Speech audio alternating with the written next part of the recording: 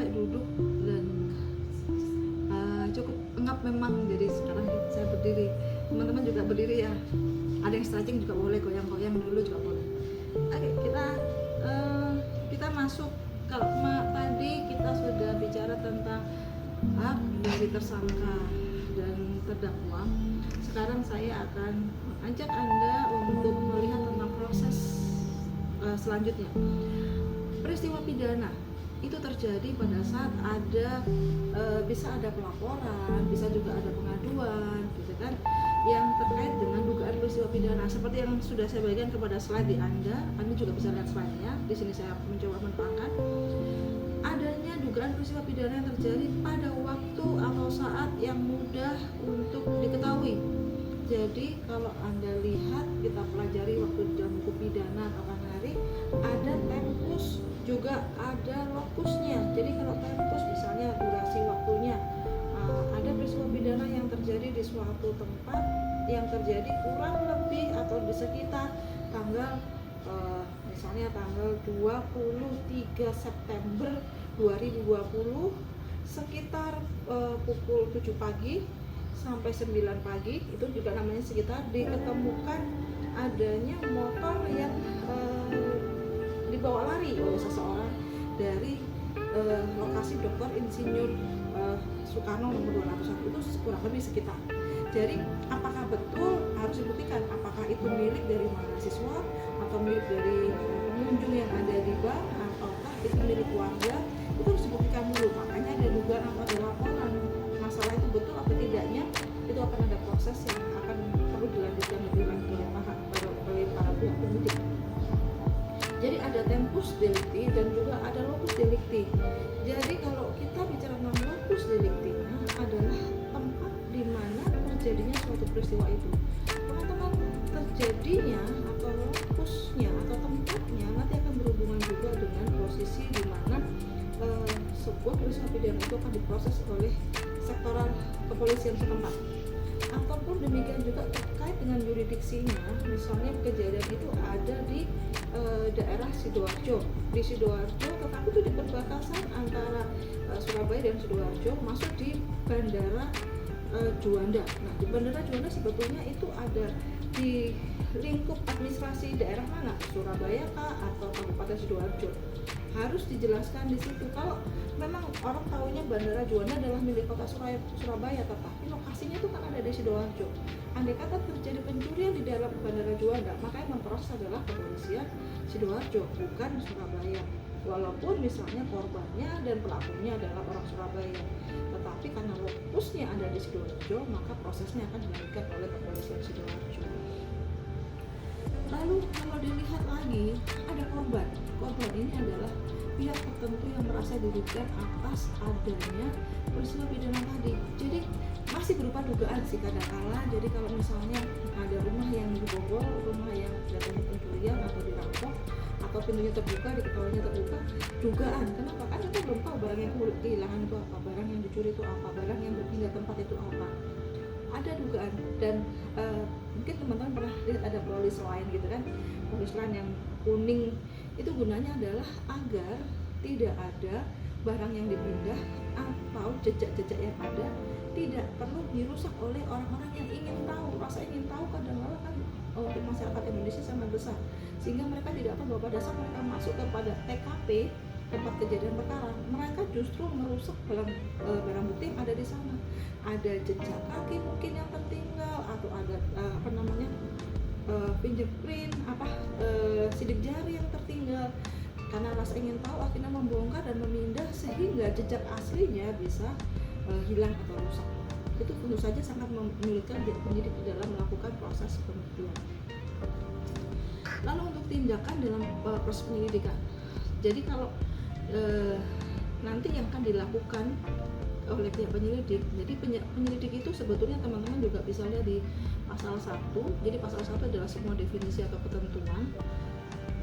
Jadi teman-teman, di dalam proses dalam tindakan penyelidikan yang perlu dilakukan, yang pertama adalah siapa yang bisa melapor, siapa yang bisa mengadu. Kalau kapan hari kita tahu ada delik aduan dan delik umum. Kalau delik aduan berarti orang yang dirugikan. Kalau delik umum, semua orang bisa melakukan pelaporan. karena proses pidana kejahatan ataupun pelanggaran adalah sebuah peristiwa yang harusnya mendapatkan aturan begitu kan. Jadi semua orang di dalam untuk delik umum bisa melakukan pelaporan. Lalu menentukan peristiwa apa yang dilaporkan. Jadi dalam penyelidikan nanti orang melaporkan kan pasti langsung spesifik. Mereka biasanya kan kalau orang melapor tidak menyebutkan, Pak terjadi pasal 362 di dalam rumah saya, kan tidak, masih namanya adalah Pak di rumah saya ada pencurian, Pak di rumah saya ada perampokan, Pak di sebelah itu ada penganiayaan, Pak ada penyemaran nama baik untuk keluarga saya, misalnya begitu kan. Itu berarti kan mereka tidak menyebutkan pasal-pasalnya, tetapi menyebutkan peristiwa apa yang mau dilaporkan. Kalau ada peristiwa apa yang dilaporkan, berarti dari pihak pelapor sebetulnya juga sudah harus menyampaikan atau mempersiapkan buktinya apa. Jadi pada saat kita melaporkan, kadang-kadang orang pergi melapor itu kan karena merasa dirugikan, tidak menyiapkan apa yang harus disampaikan kepada polisi, sehingga barang bukti apapun yang harus dijadikan sebagai bukti permulaan akhirnya kan bisa saja hilang di TKP-nya. Jadi itu yang harus disiapkan oleh pihak pelapor atau pengadu. Lalu juga menentukan tadi kan terkait dengan yurisdiksi di mana peristiwa tadi terjadi, itu juga harus akan dilakukan penyelidikan lebih lanjut. Kapan peristiwa itu terjadi, nanti pada akhirnya akan menentukan siapa pelakunya, korban atau pihak yang dirugikan, dan terutama adalah bagaimana peristiwa tersebut terjadi. Jadi kalau sudah mengumpulkan banyak saksi gitu kan, akhirnya pada saat kita bisa tahu kapan terjadinya peristiwa, bagaimana bahkan peristiwa terjadi.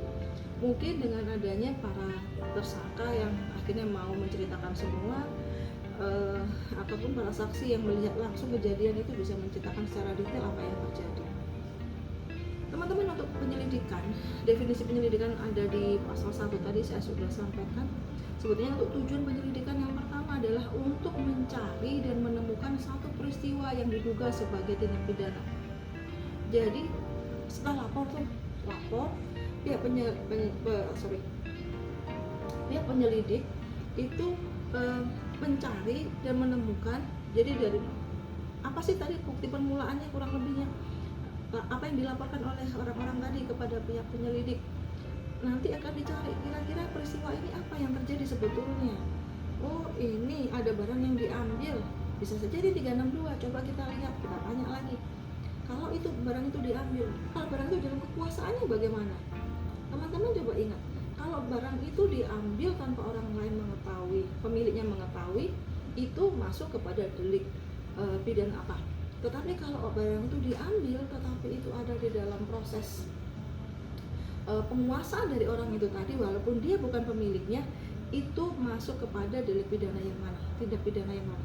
Jadi harus menyebutkan juga di situ tindak pidananya bentuknya masuk di dalam hukum yang materialnya, hukum pidana material itu yang mana.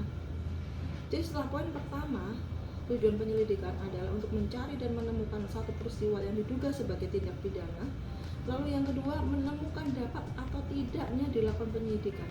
Jadi kalau yang pertama, peristiwanya itu sudah pasti ada, bisa kita lihat ada saksi-saksi yang menerangkan karena ada bukti permulaan yang cukup terkait dengan hal itu, maka untuk proses penyelidikan bisa dinaikkan menjadi proses penyidikan. Karena kalau proses penyelidikan ini untuk mencari peristiwa saja tidak terjadi peristiwa yang cukup jelas, terjadinya seperti apa, tidak ada saksinya, tidak ada yang orang yang dirugikan, hanya dilaporkan begitu saja, atau bisa saja itu semacam laporan palsu, tidak perlu dilanjutkan kepada proses penyidikan. Jadi nanti bisa dilihat lagi ya, kemarin kan sudah masuk siapa itu penyelidik dan siapa itu penyidik ya.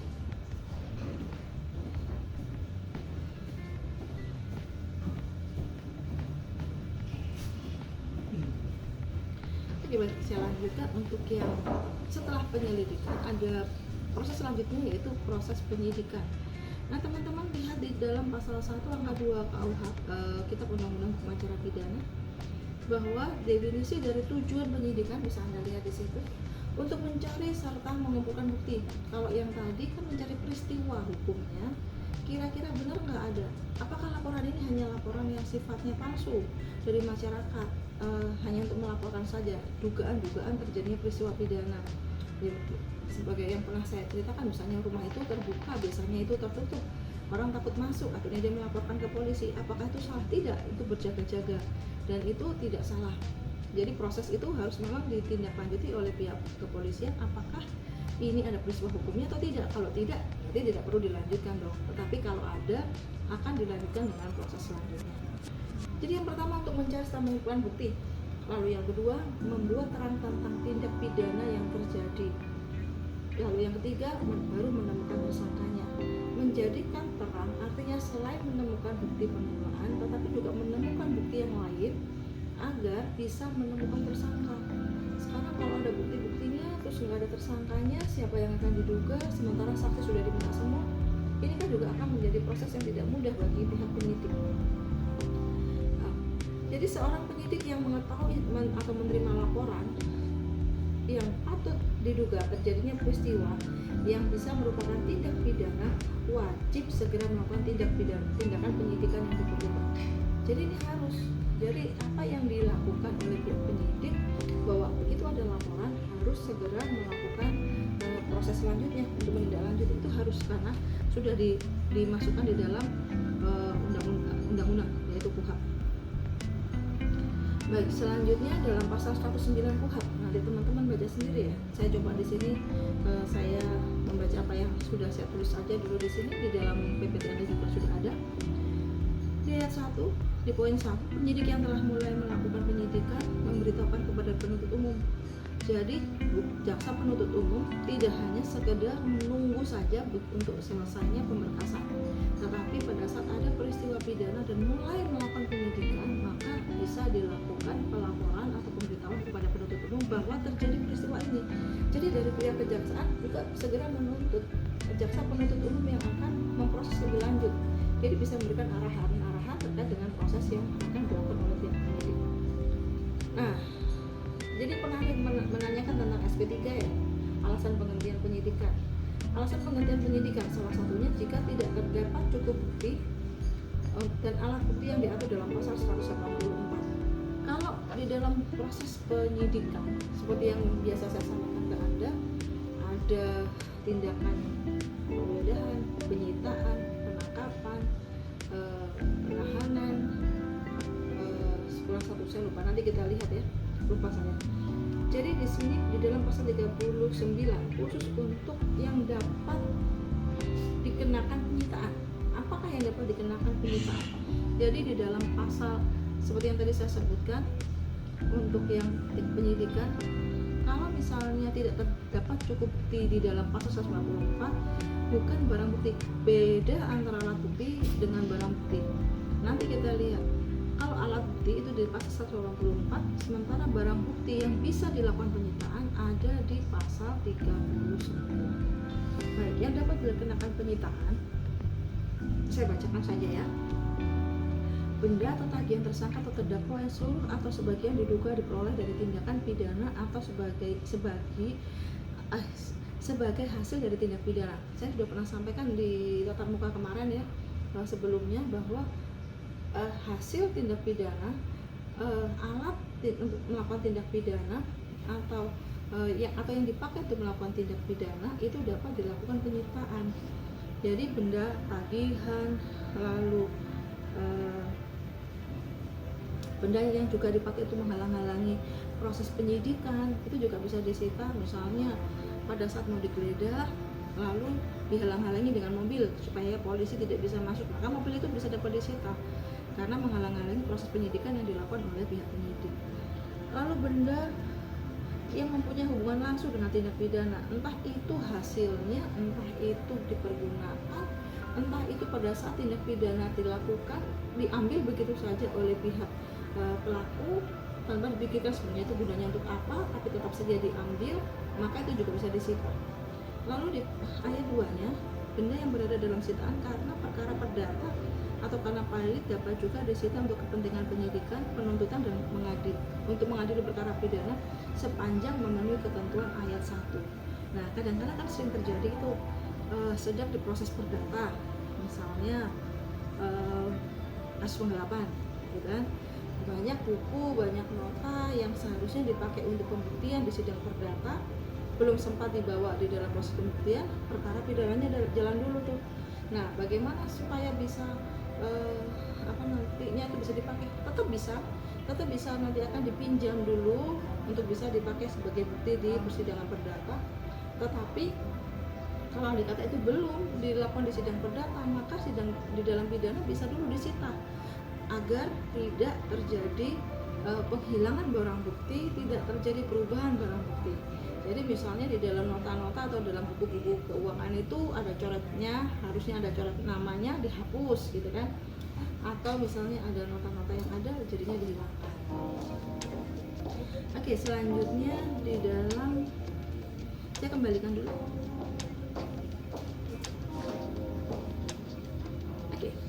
Jadi salah satu alasan penghentian penyidikan selain kurangnya bukti, yang kedua adalah peristiwa tersebut ternyata bukan merupakan tindak pidana. Jadi kalau ternyata ada orang yang kadang-kadang belum tahu nih, belum bisa membedakan atau memisahkan mana yang ini perkara perdata atau mana ini perkara pidana.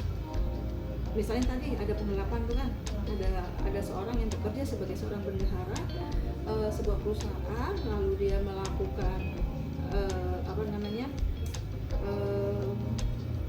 ada kesalahan data di dalamnya sehingga itu akhirnya dilaporkan ke polisi oleh pihak pemilik, oleh pihak perusahaan, dan ternyata pada saat itu yang dilakukan adalah dilihat dulu dari pihak penyidik apakah peristiwa ini masuk pada peristiwa pidana atau peristiwa perdata.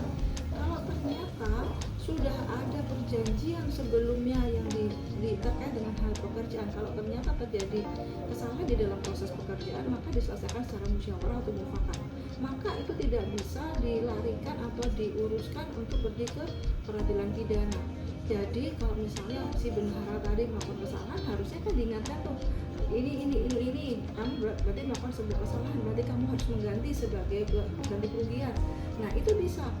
Nah kalau misalnya musyawarah tidak bisa dilakukan gugatan melawan prestasi terkait dengan perjanjian yang dilakukan oleh pihak pekerja dengan pemilik pekerja. Jadi ada persepsi yang harus dibetulkan karena proses yang salah, apakah untuk membedakan mana pidana dan mana itu perdata. Baik, selanjutnya penyidikan juga dapat berhenti karena yang pertama, tersangka atau terdakwa meninggal dunia. Kejahatan itu tidak bisa diturunkan, teman-teman. Kalau hutang mungkin bisa diturunkan, tapi kalau perbuatan kejahatan tidak bisa diturunkan. Seorang ayah melakukan sebuah penganiayaan, tidak bisa anaknya yang diminta untuk melakukan pertanggungjawaban pidana. Karena yang melakukan kesalahan papanya, ya pasti papanya yang harus melakukan pertanggungjawaban.